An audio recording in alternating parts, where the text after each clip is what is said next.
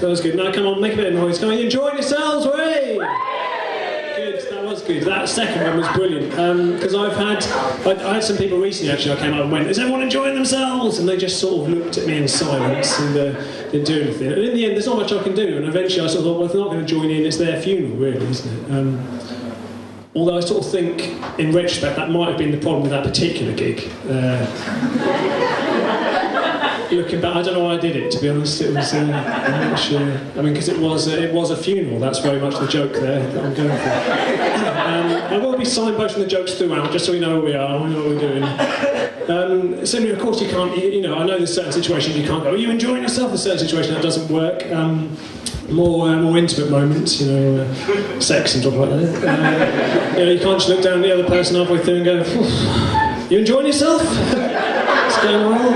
It's the wrong tone, I think, really, isn't it? It's the wrong, it just doesn't quite, come on, is this going well? I can't hear you, make some noise, give us a cheer.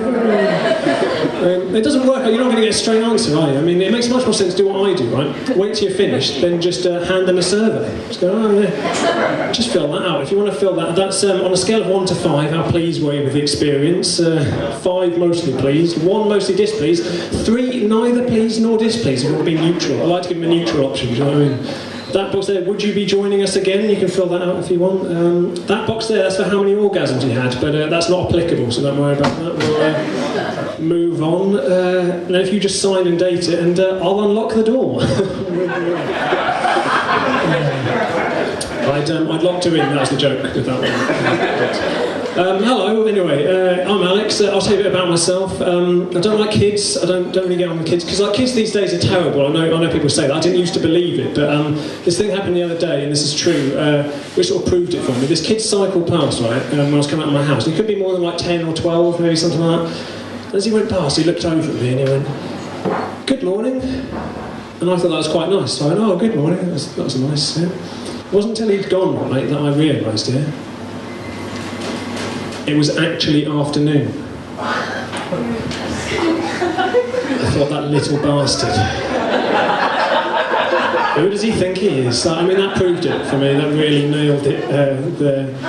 I mean, another thing as well, I'm a bit sceptical, a bit of a skeptic. I don't believe in ghosts, for example. I don't really believe in ghosts. I've got a lot of friends that believe in ghosts, which is interesting, because they believe in ghosts, right, but they don't believe in unicorns, which is an interesting sort of... Because it's like they're saying, well, I believe in ghosts because I believe when you die, your spirit comes out of your body body's there, that's dead, but your spirit comes out and it looks like you, and it sort of wears the clothes you wore when you died. So if you die in a hat, you've got a hat on as a ghost, that's how it works. You sort of wander around and do spooky things. Like, that's fine, that's all fine, I believe in that, but a horse with a horn on it? No way. As if they're real. I'm going to believe in that.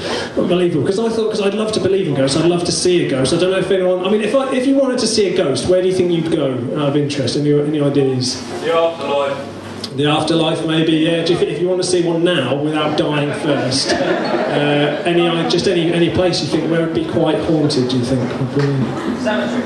Cemetery, that's quite good, yeah. Anything else? Anyone? Castle. A castle, yeah. I mean, you're all wrong, of course. It's actually the TV show Britain's Most Haunted, isn't it? Think about it. It's the most haunted. It's the most haunted it's possible to be in Britain. It's not. If you thought maybe there's more ghosts elsewhere, there aren't, because it's the superlative of hauntedness there, right there. Britain's most. Their ghost quota is filled. There's not more ghosts you can fit in. So I thought I'd watch an episode of it. It'll be like a scene from Poltergeist, right? There'll be toys flying around, like a portal, and the ceilings open up, and a little girl's disappeared in it. Maybe a clown doll's come alive. It's trying to stab a child. Outside, someone's being eaten by a tree. There's a man looking in the mirror, and he sees his skin peeling off, like and he's peeling it off, and there's a skull just screaming underneath. Into the mirror. That's what I thought watching an episode of Britain's Most Haunted. What I actually got was someone just going, "Oh, a bit nippy in here." Oh, I got a shiver. I think that means there's a ghost. I think there's a ghost. I mean, because I've shivered before, right? I've not yet attributed that to paranormal activity. That's I think they're just cold. That's what I've come to the conclusion of. I mean, I can't go around thinking every time I'm cold there's a ghost about, because my life's difficult enough, right, without every time I go to the supermarket having to go, well, I can't buy this pizza, it's got a bloody ghost in it. And these Kievs, there's 2 in there. Can we do something about this aisle? Yeah, can I speak to the manager? The freezer aisle, it's completely haunted. It's full of them. Yeah, I mean, snow, of course, that's just tiny ghosts, isn't it, falling, tumbling down. And I saw a brilliant headline in the Daily Mail like a couple of months ago that read, "Headless monk seen by workmen forces Thorpe Park to relocate waterslide." Ooh, it's quite exciting. It's quite good. What it was like, yeah, some workmen seen a headless monk. They'd got scared and stuff, and they sent in paranormal investigators, and they took photographs, and it showed the photographs, and there'd be like a smudge down the left-hand side, a bit of a smudge, and underneath it would go, "Oh, is this just fog, or maybe something more sinister? You decide." And I thought, well, it's just fog then, isn't it? I mean, if you put me in charge of the investigation, I'm very much going to lean on the fog conclusion rather than the ghost one. It's also quite interesting because it's a theme park, some workmen being scared off a certain area. I sort of thought for a bit, maybe someone's confused the news with an episode of Scooby-Doo. They saw, I don't know. It's possible. Yeah, I mean, I've realised as well, a lot of you are looking at me now, and you're thinking, he looks like quite a dangerous character. Do you know what I mean? You're probably going, "Oh, watch out, I wouldn't like to meet him down a dark alley." Do you know what I mean? And you're not wrong, I am quite a loose cannon, as it were. I'll give you an example. I once answered my phone in the quiet coach of a train. It was a mistake, I turned it off straight away. I thought, "Oh, what am I doing?" Unbelievable. I mean, I don't like the quiet coaching trains purely because it just encourages tutting. I think that's all it does. You make a bit. If someone coughs, unbelievable. Who's that guy, kids? So I saw someone on the phone once in there, and people just tutter like,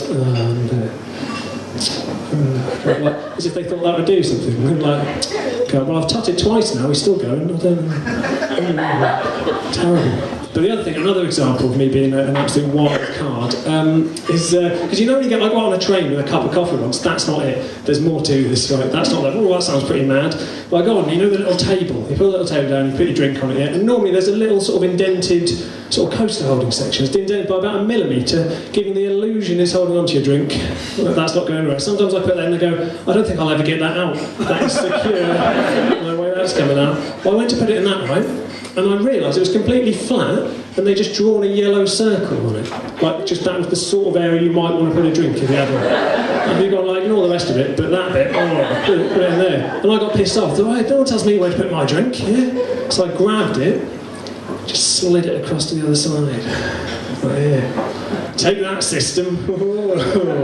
I'm not sure quite what I was expecting. I sort of see him as I was doing this. I don't know what I'm expecting to happen. Like the train guard would come past and go, "Oi, why haven't you put your drink in the designated zone?" I go, "Listen, Alex puts his drink where Alex wants, yeah?" And he'd go, "Are you Alex?" I go, "Yeah, sorry, I should have introduced myself first, really. Don't normally do that, hello." And he'd go, "Right, come with me, yeah?" And he'd lead me to the front of the train. And then we'd get in there and he'd point me to the driver and go like, "This guy hasn't put his drink in the designated zone." And the guy would go, "You're a maverick, but I like that." And then he'd let me drive the train, and it'd be brilliant. I'd get a special pass and everything. I can go on trains for free. It didn't happen, sadly. It didn't really work. Because I do quite like trains. I don't like coaches though. Oh, don't get me started on coaches. Because the problem is, what I find, if I get on the coach, right, it's got seatbelts, which confuses me. Because coaches, they're not quite a car, they're not quite a train. I don't know where, so I don't know where to put it on. And I found myself getting on and going, "Well, I don't know what to do with this seatbelt." And then I look at other people going, "Oh, well, have they got theirs on?" Like, I'm peer pressure, that's how I'm judging the safety of my own life. Like, I don't want to put it on and someone go, "Look at that geek." I go, "Well, I'll take it off then, fuck it, I'll die with the rest of you, it's fine." Like, that's what I'm worried about. Also, the problem is some of them, it's like a little, the seatbelt actually is like a little tiny belt that goes across there, the bladder hugger, I call that. Just holds your bladder, so if you do crash, all that'll do is just squeeze your bladder and you piss yourself. Insult to injury, really. And the other thing, that little seatbelt there, I don't know, you know the central seat in the back of a car? They have that little seatbelt there that just goes, the bladder hugger there as well, which is more disconcerting because everyone else has got the good seatbelt.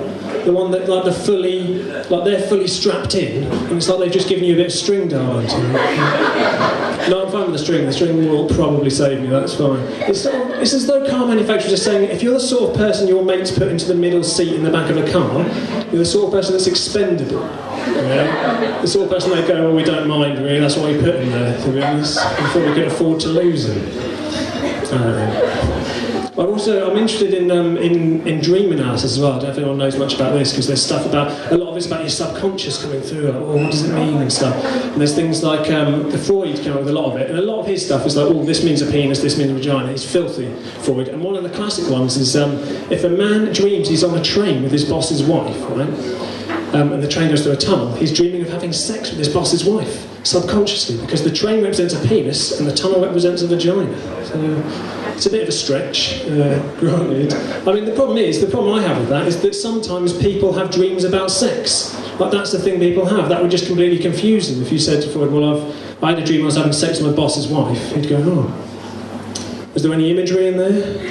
Not really, just full-on sex?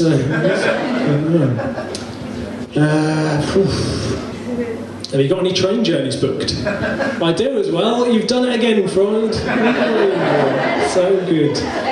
I mean, because a lot of the idea as well is that you can sort of work out like people's sexual orientation or like their sexual fetishes. A lot of sexual stuff in there. Like there's things like anything slightly phallic shapes of penis, and it's all nonsense, right? Because I had a dream the other day that I was a beautiful lady who got married to a wealthy sailor, and I'm not gay, so it's rubbish. I mean, what you take from that is that I might be a repressed homosexual, but I'm not. So, I mean, I'm not. So it's rubbish, isn't it? Just rubbish. I mean, I'm not. So don't stop looking. It's interesting though that I like Freud though because he's got this saying. He's got this brilliant, fascinating saying that's a tribute to him, which is sometimes a cigar is just a cigar, right? Which means sometimes things aren't always symbolisms though, but it's fascinating because guess who smokes cigars? Yeah, Sigmund Freud does. Yeah, I think I see what's happened there. I think I can see what he's doing. Because he's right, he's diagnosed people like this means someone's gay, a sword is a penis and stuff. And I think he put a cigar in his mouth, and he looked at it. I probably better write something about this. Cigars are just cigars, not cocks, underline that. I'll do that. Because then when he's diagnosed, I think that means you're gay, you fancy your mum, sort of weird things like that. If someone goes like, are you putting a cock in your mouth? Read the book, mate, read the book.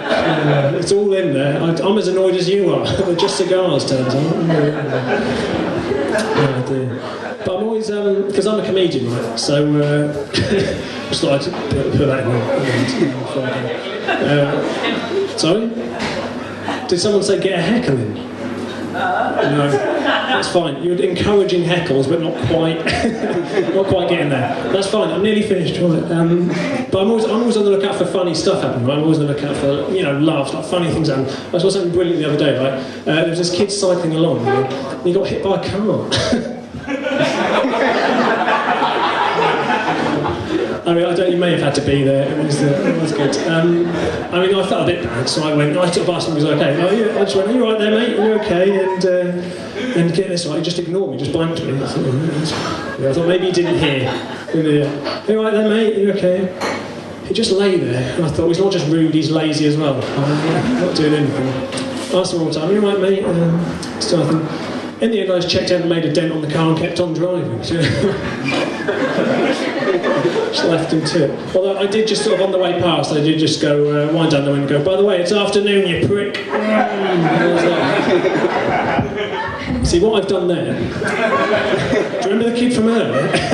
It's him, he's back again at the end. I've tied it all up, it's brilliant. It's good. I surprise myself sometimes. That just came to me. It was amazing.